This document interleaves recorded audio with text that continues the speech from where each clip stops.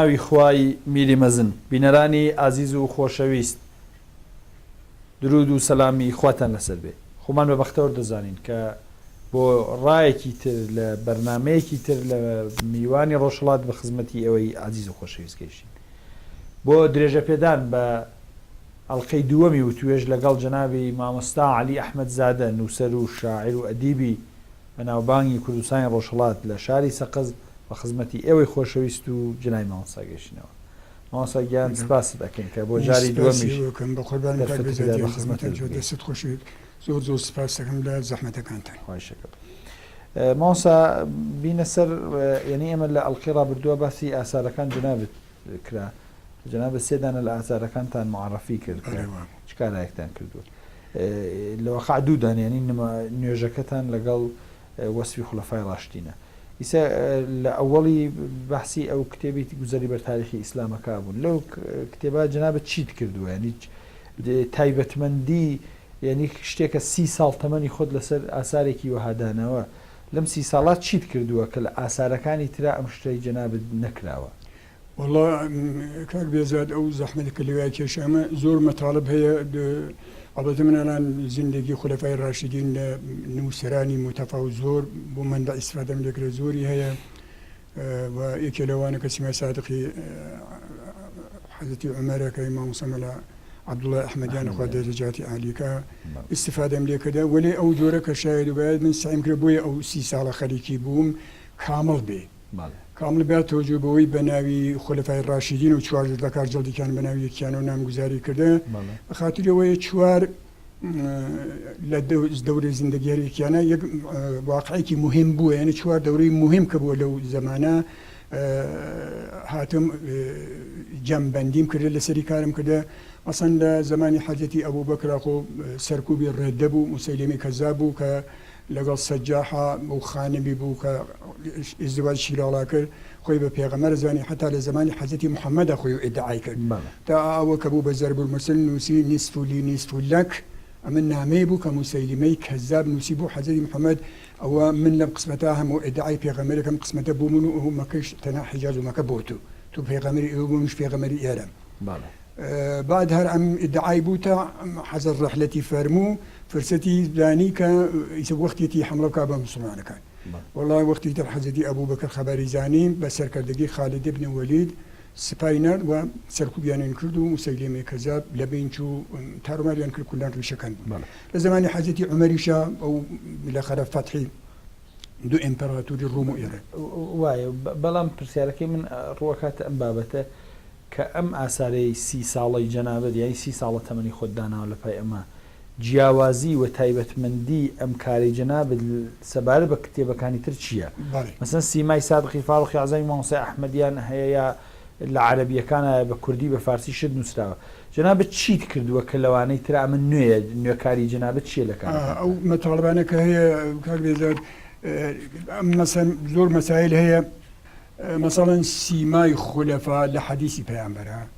سیمای خولەفا لە قسەی حەزەتی عەلی و ئەولادانی حەزەتی عەلیە ئەمە تاڵبانە مەسەڵەن ئەو جۆرەکە من لێ هاتم جەمبەندی کردن شتێکە لە ئێرانە زیاتر بۆ خەڵکی ئێران زیاتر کاربردی هەیە 100% بۆ چینە بۆ کیشوەری ئیسلامیەکان کاربرد و تاوەک شوێری ئیسلامیەکان کاربردی شیعە بزانن بەڵێ خولەفای ڕاشتین لەگەڵ ئەهلی بەیتی پێغەمبەر ارتباطیان عمیق بوو مەخسوساً خۆ ئیمام سەجاد لەو دوعایە لە دوعای چواری سەجادیە چ تعریفێک لە سەحابەکە بعد بەلا مەساحتم تەواوی زیندگی بیوگرافی ئەوەی تا ئەوجێکە ئیمکانی بوێ کە ئەمانە زیندگیان بەلاوە بەل ئیسلام چۆن بوون ئیسلام چیان کردە بعد چۆن موسڵمان بوون ئەمانە و لە زمانی خۆیانە باوکو دایکیان ژنەکانیان موسڵمان بوون موسڵمان نەبوون چەند ژنیان بووە چەند ئەولادیان بۆ ئەولادەکانیان بۆ کوێ ئەچێ بعد ئەوەی کە تعریفی خولەفا لێرە لەم قسمەتاکە هاتە ستایشی خولەفا لە شعری شاعرانی سنی مەذهب چه فارس چه کورد چه هەتا هێندی مەسەڵەن وەکو داراشکو یا وەکو ئیقباڵی لاهوری لە پاکستان یا ئیمامی شافعی كلنا ئەوانە ئەو دەسەبەندی و زەمبەندیم لێرا کردەمە لە زیندگی خولەفای ئەلبەتە لە زیندگیانە لە حەدیث استفادە کرا وەلێ بەو جۆرە کە ئەوەی کە کامڵ بێ ئەحادیثێک کە حەزرەت پێغەمبەر لەبارەی خولەفا وتوتی بەجێ هاوردەمە ئەوانەی کە حەزرەت عەلی ستایش خولەفا هاوردوتی بەجێ هاوردەمە و ئائیمەی ترکیان وتە کولەن لەو قسمەتا جەمبەندی کرا و زۆر مەتاڵبی تا زیندەکیەکان ئایا مەسائلی تاریخیشی هاتیە فقط وەسفی خولەفا نانە تاریخی کولەمانە چیان کردە چیان نەکردە تەواوەکەی وەنی هەر لە چ منبع ئیسفادەت کردووە والله منبعەکانی ئەگەر ئەو جڵدی چوارەی حەزرەتی عەلی منبعەکانی حدودی دەستەکان حدوداً شاید 300 منبع بێ کە ئیسفادەم لێ کردە جیام کردێتەوە منبعی ئەهلی سنت بەراو مەعلومەی ئەهلی سنت نووسێ دوایەوە منبعی ئەهلی تەشەیع و دوایەوە منبعی شەرق شناسان كلن عام لما منابعنا مثلا منابع ماخذ كتاب وزير بالتاريخ الاسلام اللي يكشف كان مثلا قراني مجيد تفسير في الزلاله تفسير كابوليه صفوه تفاسير تفسير ناميه تفسير نوره تفسير حسينيه تفسير نونديشه صحيح بخاري صحيح مسلم رياض الصالحين مختار الاحاديث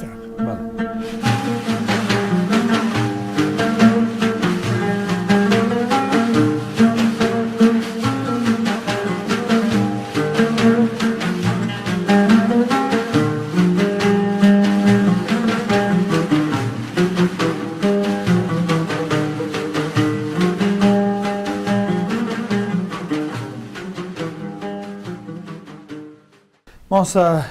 ئایا کەس پاڵپشت بووە بۆ یعنی چی هانیدایی ئایا کەسێک پێوتی بە سفارشی خەڵک و تەشویقی دۆست و برادران بوو لەم بابەتا کارت کرد یا هەستت کرد کە جێگەی ئەم کارە خاڵیە کە 30 ساڵ عمری خۆتدا والله مقدار تەشویقیش بوو لە کنارە وەلی هەر هەستی ئەوم بوو کە جێگەی خاڵی واقعاً کارە ئەوەی مثلا سیمای خلفاء لحديث حضرت محمد أخوب أو حديث برجستانك صلى الله عليه وسلم لباري خلفاء يا أقصى جوانانك حضرت علي هي لباري خلفاء يا خدماتي لبين أمانة جزروا أواني باليتيون أم كتوان مكارك مثلا أويك إمام جعفر الصادق أيضا نوي حضرت أبو بكر كخوي حديثي كمثلا ولدتني مرتين أبو بكر من دفع أبو بكر تولد بوم أويك حزتي أبو بكر لنا أو زندگي حزتي أبو بكر كهاودم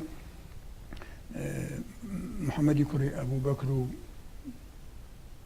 أو كرقيتري عاصمين وفكركم أمدودانا أموزا بيكو ازدواجا كان ونتيجة كيك خانمك بناوي أم فروة إمام محمد باقر أم فروة وإمام جعفر الصادق وكرة اللي بناوي عبد الله هذا كشان من عبد الله الآخر ومن إمام جعفر الصادق نوي حزتي أبو بكر إذا من هاي دابو مو تعوجي كإمكاني بو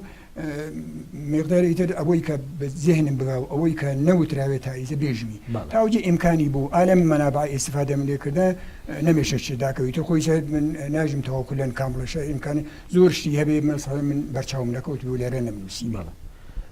ماسا تايس شاب نكردو نولا شاب نقول الآن تازة تایبوشتەکەی تەوا بوو ئەمەش فقط هەر پرنتی تازە تەوا بوو تقریبا تازە تەوا بوو حتا ئەمەی حەزەتی عومەر چەندانە غەڵەتی هەیە غەڵەتەکانی منووسی بۆ غەڵەتگیری هێشتانە بر بلای کە ئومیدوانی غەڵەتیگەیەک و انشاءالله ڕەفع کردێ چون تازە پرنتیاومە پرنت آخرەکەیەتی من سەحافی بە خاتیوە بێ لەناو کتێبخانە نەوەڵا هێشتا ماسا بن تەمەنە و ئەمانە ماندوو نابی جەنابەت والله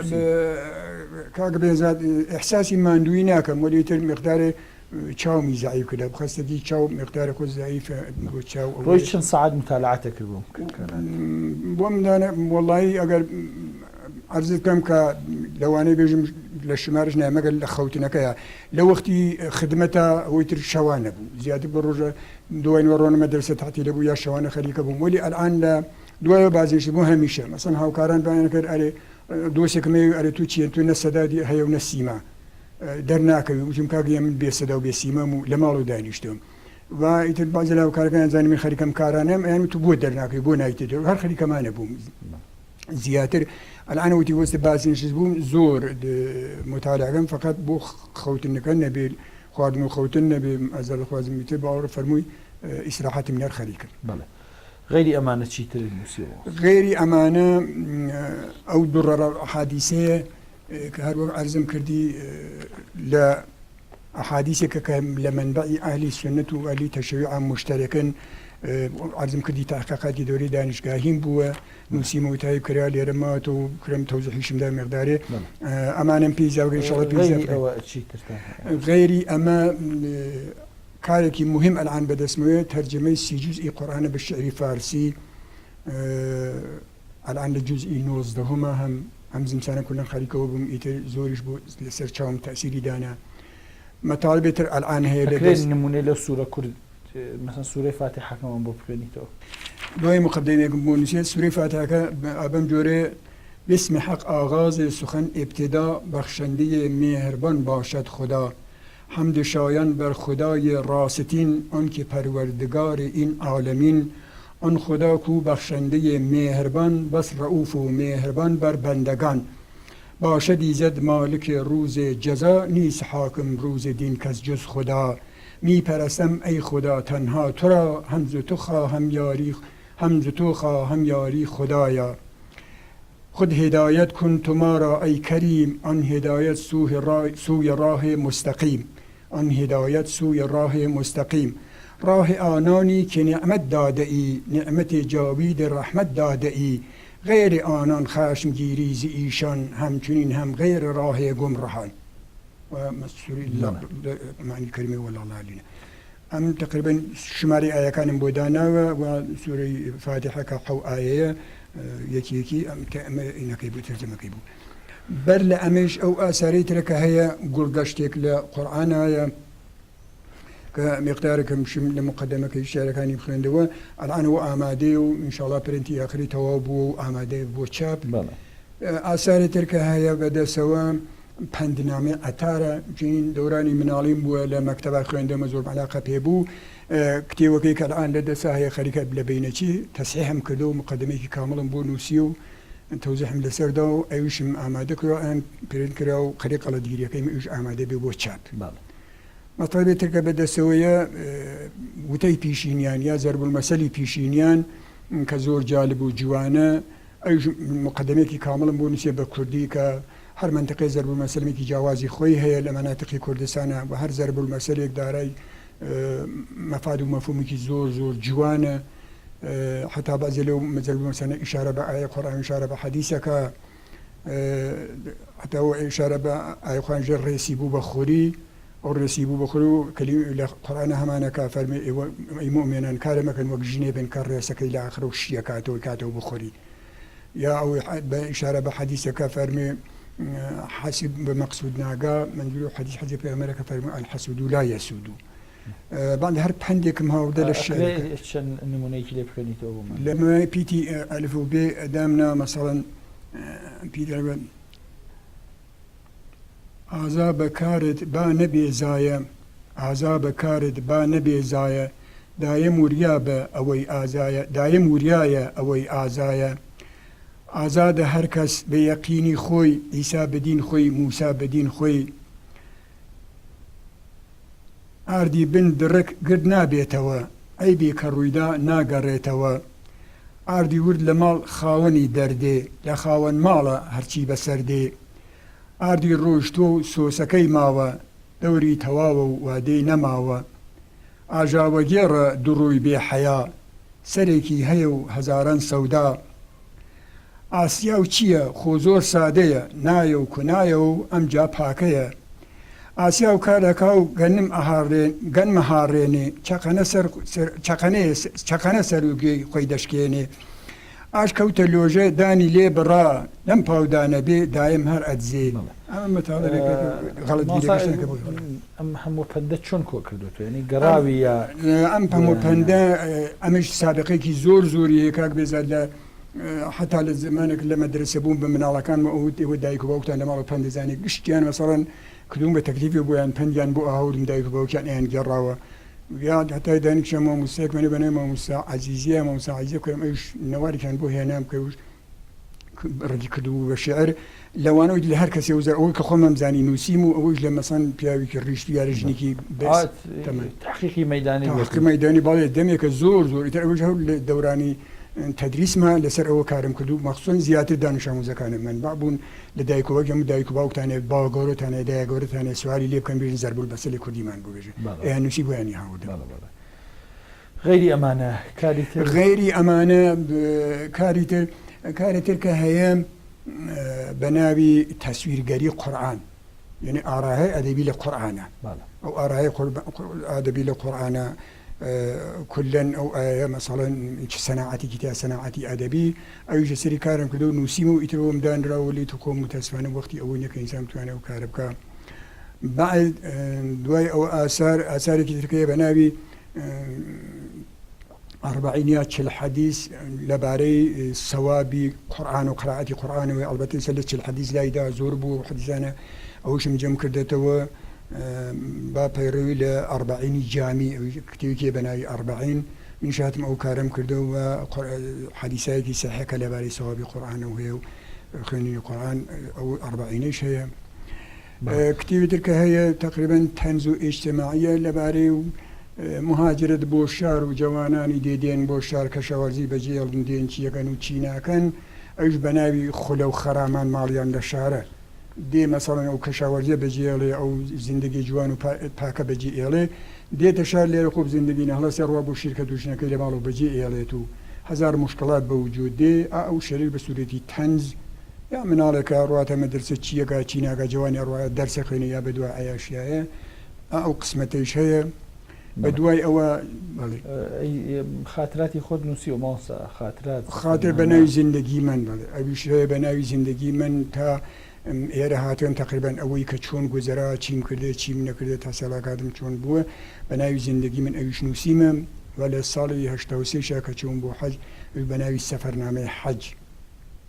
ئەویشم نووسیە ئینشاءڵڵا کەوشەکە بکردو تای کردو ئامادە بێ بۆ چاپ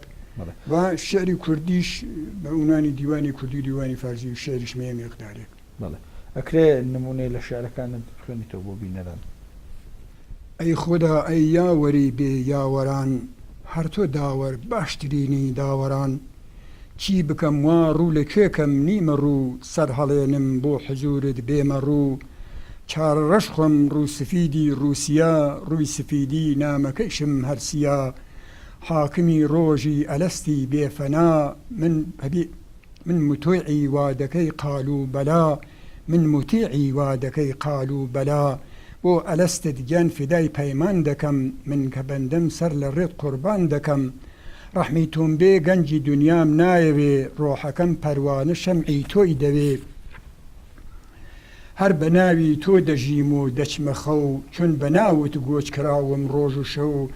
ماڵی دڵ خاوێن دەکەم میوانە دێ پا لەسەر چاوان دەنێ چاوانە دێ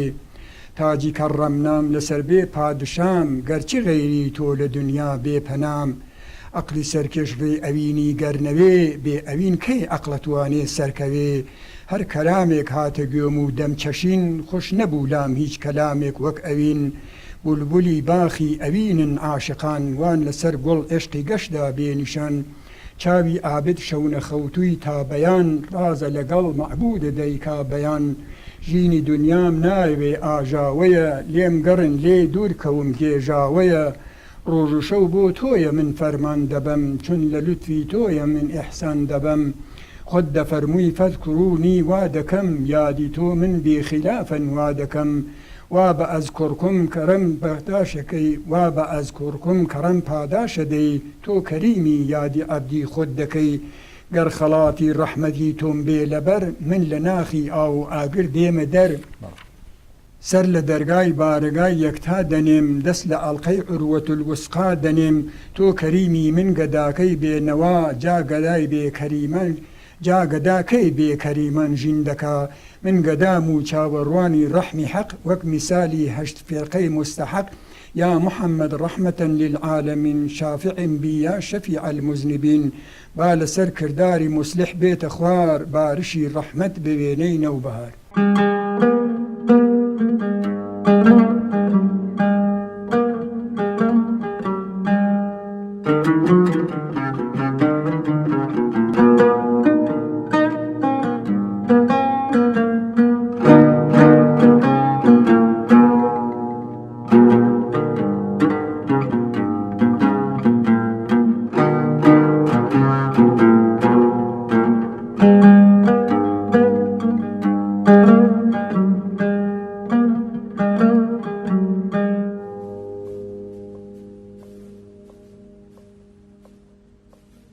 مۆسەوا دیارە نازناوی شاعریت موسلیحە. مصلحە نازناوی شاعریم بۆچی بەلاوە مصلحە؟ مەحزون بوو. بۆچی موسلیح هەڵبژارە بۆچی گۆڕات ئەسڵەن؟ وڵا موسلی ئەو لێران وسی بووم کاکە بێزاد با علاقێ بە سعدی بوو، علاقێ بە سعدی و بە ناوی سەید و ئاسارەکەی سعدیم بووم. نووسیم بخاطر إرادة بالسعدي السعيد زنامش تخلص بذهنم رصيد دمي بود محزون تخلص ولي زي مصلح بمحزون بيامد أميد أبا ما ناج باتوج بعشق علاقه بالسعدي بو كلام الشيرين كالسعدي هيتي الوسعيدي نفيسية فرمي خلقوات تصورة كان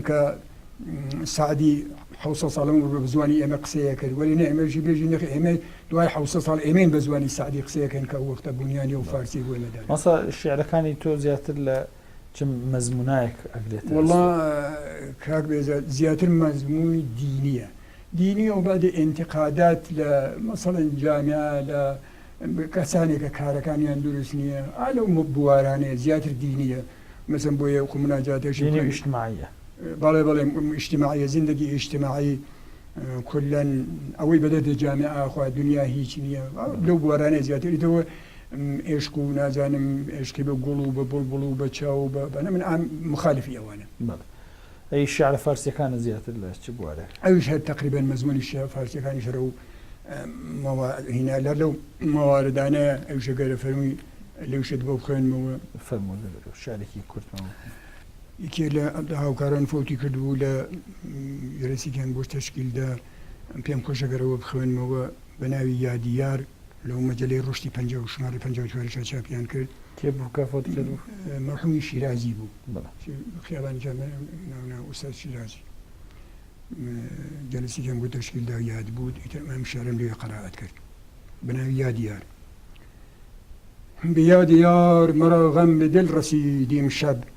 بتند باد تعب قامتم خمید امشب سبا بگو غم دل با که بازگویم من زفرت غم دل و جانم به لب رسید امشب سحر نسیم عزامی وزید بر گلشن به گلستان حبیبان خزان وزید امشب چو داغ لاله به دل داغ دارم از غصه به جای اشک ز مشکان چه خون چکید امشب قضای حق به سر آمد که بسته شد دفتر به دار حق تو به بالین که سر نهید امشب ز ماتمت چه بسا سر نهاده بر زانو به ذکر و یاد تو شادی ز دل رمید امشب محفل بزم و طرب گشته ندبه بهر دوست که روح یار به فردوس پرکشید امشب فغان نیز جدایی به عالم ناسوت به سال یار به لاهوت بشنوید امشب دعا به لب سر شب تا سحر خداگویان ز ماتمت دل مصلح نیارمید امشب. مۆسا لە چه شاعرانێک زیاتر تأثیری دووەرگرتووە؟ شاعرانی فارسا نووسیمە لەو مەجەلەی ڕشتشا تەوزیحمدا لە فارسا سعدی مەولەوی حافظ حتا لە غەزەڵەکانی حافزم تەزمین کردە زۆری بعد مولانا جلال الدین رومی و فخرالدین عراقی شاعرانی فارسا عالم شاعرانە تەعسیم بووە لە شاعرانی کوردیشا مەولەوی کورد ماموسا محوی ماموسا نالی ڕزم محلول با سعادت ماموسا هێمن و ماموسا هەژاریش تەزمین کردە. شعری نوێتان نییە؟ شعری نویشە چرا بۆچی نویش مقدارێک لە آخر بۆ عنوانی شعری نیمایە بە شعرینەوە بە چەند قسمەتەوەی نەبێ عنوانی مشتی مطالبێک نووسی بوو بە عنوانی شعری نیمایی بە فارسی وایە؟ بە فارسیە جان شعری نیمایەکەی بە فارسی ئەرەوەڵا بە فارسیە. هزین فریاد خاموشی گر زبان شد بسته خشمش در نهان می خروشد سیلاسا بی امان باشد این فریاد بهر چهره هویدا لیک باشد در نهان جوششی همچون شرار آتش فشان سد بیدادان شکند بی صدا از این فریاد خاموش سد خشم آید به لب لبریزوار صد شکست سیل کین آرد خروش. ماسا ئایا جنابەت غەیرە ئەم کاری نووسین و شێعر و فنەمانە هیچ فعالیەتێکی ئیجتیماعی یا تدریسێکی خصوصی یا کلاسێک لە مزگەوتی لە شوێنێکا بۆ جوانان کە قسەکانی خۆتیان پێڵابگەیەنی هەتا یا فقط سعید کردووە لە دووتوێی کاغەز و کتێبە قسەکانی وڵایی کارێزە خۆ زۆرم علاقە بەو کارانە بوو وەلێ خۆ حتا بازنشی بوون لە چەند مەدرسە و لە مەچە خصوصیانە زەنگیان بۆ لێدام کاوکاری کە وتم وەڵام چۆن خەریکەمانە بووم ئەو ئیتر مەجاڵم نەبوو حتا ئەفەرمی بۆ حجری دانی فەقێ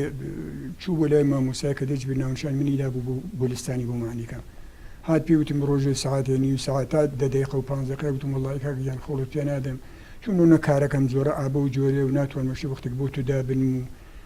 هیچ قەوڵم پێ نەدا زۆریش ئیجرارێکی قەوڵم پێ نەدام خۆ زۆرم علاقە پێ بۆ کارە بکەم وەلێ بە خاتری ئەوە کە سعیکە زیاتر بنووسی زیاتر لەسەر کارەکانی خۆم کارەکان بنووسم ماسا کەس حمایەت ئەکا لە کوردستانە لە نووسەران والله کاک بێزاد بەو سوورەتە کە من بزان منە پێم شک نایە چون ئەوەی کە تایسە بووە هەر لەو حقوقە ناچیزەی خۆم بوو بۆ مەسەڵەن ئەجملە بۆ گوزەری بەرتارخی ئیسلامە تایسە بە تایبەکەی و بە پرینت و شتەکەی و شاید حدودی نزیک 4 ملیۆن باڵایەنە هەر جەڵدە ملیۆنێکی تێچوو بێ هەر لە ئینەکەی خۆم بوو کەسی ئابە و سوورەتە پێم شک نایە پێم شک نایە نەوەڵا لە سەقزا بۆ سوورە من پێم شک نایە کەسی حمایەتی کردو لە نووسەرێک بوو کە بتوانێت ئاسەرەکەی بەچاک بێت ئەمەکە هەر بە کۆمەکی خۆی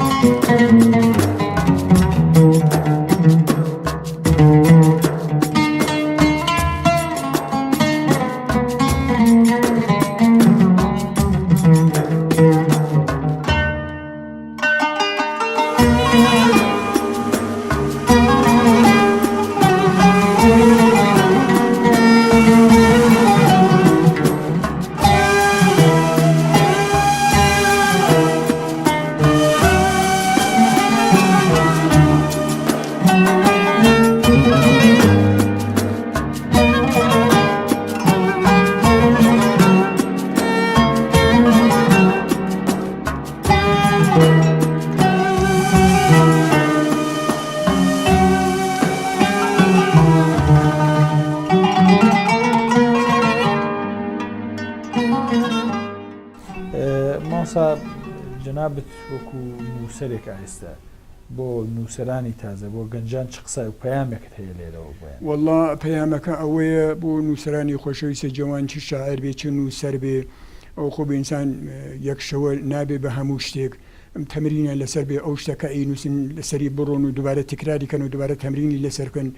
مەتاڵبایەکە ئینسان بەتە مەتاڵبای ئەوەریەکە ئەنووسی خۆ بێ نەقص نیە بێ عیب نیە حتا مەتاڵبای بعدیش لێ نەقص نیە و بێ عیب نیە ولی تاوجێ ئیمکانی هەیە کە مەساڵ مەتاڵبەکە شتەکە جوان ئێرە بە شتەکە باش ئێرە ئابە ئەگەر مەتاڵبێکی خۆیەتی سعیکا زۆر باشی ئێرە ئابە ئەگەر هیندیگەرانیشە بە سەنێدێک و بە بڕهانێک و بە دەلیلێکی متقن و وازەحەوە کە ئێرە ئەی بەبێ مەسەن فڵانە ئەمە قسەی فڵانیە هی من نییە شعری فڵانیە هی من نییە ئەوەیە کە جوانی ئیمڕۆ لەسەر مەتاڵبەکان بڕوە بە دوای کاری بێکاریە من فکرەکەم ئەگەر سەرگەرمی ئەو کارانە بێ ئیتر لە کارهای بێهودە دوورەکەوێت و پەرێزێت ئاستی خوێندن و خوێندنەوەی کتێب لە چ ڕادەیەکە ئەبینی ئایا خەڵک کتێب ئەخوێنێت و ئەسڵن وەڵام متەسفانە باوەڕ ناکەم کاک بێزات با تۆجی بۆی کە ئەلعانی ئیمڕۆ ئەم ڕەسانەهای اجتیماعی و بۆ سوورەتی ئێران خۆ مناڵێکی تەواوی کاری و جوانی ئیمڕۆ کولەن بۆ مۆبایل مثلا تلویزیۆن و مۆبایل و نازانم ئینتەرنێت و بۆ بە ئەم مەسایلانە چ زەرەرێکی هاتیە ینی خەڵک بۆ کاتە ئەم فەیسبوک و تلگرام و فەزا مەجازیان وەڵای کاک بێزات من فکرەکەم دووریانە خاتەوە لەمە ئەڵبەتە خۆی لە بەعزێم بوارە کە ئەوەی کەوا لازمە ئاگاهی پێیاکە ئەوەش نیاز هەیە ئەوەی کە ئاگاهی پێیاکە لەو وارانە بڕۆ و کارە بکە وەدیتی ئەگەر هەب بە دوای ئەوە بوو بەڕوای دوو کاری بێهودا بڕوە لە کارەکانی تر دوور خاتەوە نە تەنها لە کاری تاقیق لە کاری ئاگاهی دووری خاتەوە هەتا لە زیندگیش دووری خاتەوە ماسا لە دوای ئەم هەمووە نووسین و خوێندن و زەحمەت و تێکۆشان تەدریس و گەورەترین تەجربەیەکە کە بەدەست هێناوە لە ژیانی خۆت ئەگەر بیڵێ بە بینەران چییە چ تەجربەیەکە والله تەجربەکەی ئەوەیە کاکە بێزاد من فکرەکەم مسئلة إنسان وقت لا اجتماع بوجوده اجتماع درس يكن إنسان دراسة سرو اجتماع مسألة ما بين خود ساخته أم خود ساخته أجر إنسان بتواني بتوجه بوش كأجر درس يعني هذا تسروا بتواني لزوج كاربا خوي باشتر خوي فخته تركا شبيهتر وأجر خود ساخته بيتر أول سكول نور على نور كوي إنسانة وقت خود ساخته بو أزاني ترخي صولي روزغاري ششته أزاني كامل ري درسه كامل ري غلطه چی درسته چی درست نیه و هر کاری به همتی برسه رو کار که خوی درسته که ولی اگر خود ساخته نبی وابسته به متاسفانه کارت همیشه لنگه ابی دیگران کمکی پی بکن و مثلا من الان و کاری تحقیق ای که مگر به هوای کمکی دیگران بم ایترو کارکم پیش ناچه توجه امکانیه مثلا من حتی لرزقه که خم لحقوق ایگر متمن پسندازی کم بخاطی و اگر کتیو کم تایپ کریه بتوانم مثلا پولی تایپ کتیو که خم بیم نه قرض نبی یا لدیگران درخواست نکم یا توقم لدیگران نبی او تجربه به دستات انسان توجه بو امکانیه تکی بخوی بی تکی لسر خوی بی مستقل بی خود ساخته بی ماسا گەورەترین ئاواتت چییە ئێستا؟ والله گەورەترین ئاواتی من ئەوەیە الان من ئاواتی من چوو بۆ ئەو دنیا کاک بێزاد گەورەترین ئاواتم ئەوەیە کە خدا بە لوتف و کەرەمی خۆی من لە جوزی ئەو ساڵحانە بنووسێ کە جوزی ئەسحابی شمال نەبن و جوزی ئەسحابی یەمین بێ ئینشاءڵڵا لەگەڵ جەمعی موسڵمانانە و ئاواتیشم ئەوەیە کە مناڵەکەم دوای خۆم ساڵح بێ چونێکە لەو مناڵانە باقیات و ساڵحاتە الان وتو من سێ مناڵم هەیە کە لە زیندگیەکە ئەرزم نەکردی مناڵی گەورەم ئەم کچەمەیە کە الان لەگەڵ خۆمە هاتە دانشگا فارغ تەحصیلی دانشگا علوم پزیشکی هەمەدان بوو لە ڕشتەی پەرستاریەوە الان سوپەروایزەری بیمارستانی سەقزە 3 ساڵی مافکردم باز نشست بێ کوڕی گەورەشم لیسانسی هەیە لیسانسی ڕەوانشناسی بالینی هەیە ئەویش دەبیری کودەکانی ئیستیسناییە ئەو کوڕچ گەورەشم ئەوشتم کارشناسی لێرە زەبان و دەبێتی ئیتالیایی گرت لە سەفارەتی ئیتالیا لێگوتم الان لە ئیتالیا خەرگە ڕشتەی پزیشکی خوێنێ گەورەترین ئارزوومە مناڵەکەش من ئاخر وەکو خۆم بێ ئینسانێکی ساڵح بێ ئینسانێکی باش بێ کار بێزاد دەتوری ئەم 30 ساڵە خزمەتە ڕازیم لە خۆم چون ئەوێنم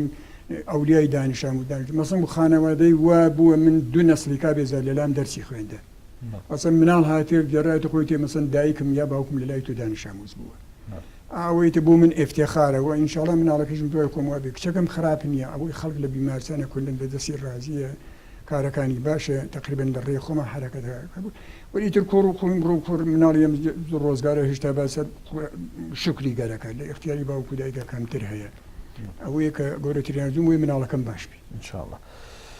ماسەیان سپاس دەکەین ئێمە پرسیارەکانمان بە کۆتایی گەی ئەگەر جەنابەت وتەیەکی ئاخرت هەیە بیفەرمووی لە خزمەتتای والله وتەی ئاخرت بێلەخرە لە خزمەتی بینەران و بیسەرانی عەزیزە ئەو خواهشەمە ئەگەر قسەکانی من کەم و کورت بوو چون من مقداری قوب نەخۆشیم بوو ناتەوانیم بوو و ئەگەر شێروشتم خوێندەوە لوکنەتی تیا بوو ئەگەر غەڵەتی تیا بووە ئەم بە خاتری زافی چاو بوو عینەکەشم لێ نەدا بوو ئینشاءڵڵا ئەبورن و ئومیدوارم ئینشاءڵڵا ئەو نوێشتانە کە ئەکەوێت دەجەسە و بینەرە عەزیزانە هەروەکو ئەو کتێوی نەماز دەرفەتی قورئان و سونەت ئەوای کە سەندی و ڕازی لێن و لای کاومی چوون ستایشەکەن کە گەشتێکی باشە ئومیدوارم ئینشاءڵڵا ئیستیفادەی لێ بکەن و ئەگەر کەم و کوڕێکیشی بوو بە چاوی لوتف و مەرحەمەت چاوپۆشی لێ بکەنەوە بە ئیرادی نەزانین توانی من تا ئەو جێگە بۆ لەوە زیاتر لە توان و قدرتمان نەبووە ئینشاءڵڵا لێمە بۆرێ سەربەرز بن و قوربانم بە ئاواتەکانی خۆتان قوربانی تۆ کاک بێزادیان زەحمەت بینەرانی عەزیز و خۆشەویست سپاس و ماڵاوایتان لێ یەکەین کە تا ئەم کاتە بینەر و بیسەر و هاوڕێی ئێمە بوون لەم بەرنامە ئینشاءڵڵا تا بەرنامەیەکی تر و دیدارێکی تر لە یەکێک لە شارەکانی کوردستانی ڕۆژهەڵات بە خزمەتی ئەوەی عەزیز و خۆشەویست دەگەینەوە بەخوای گەورەی بێهاوت هاتان نەسپێرم وەسەلامو عەلەیکوم وەڕەحمەتوڵڵاهی وبەڕەکاتوه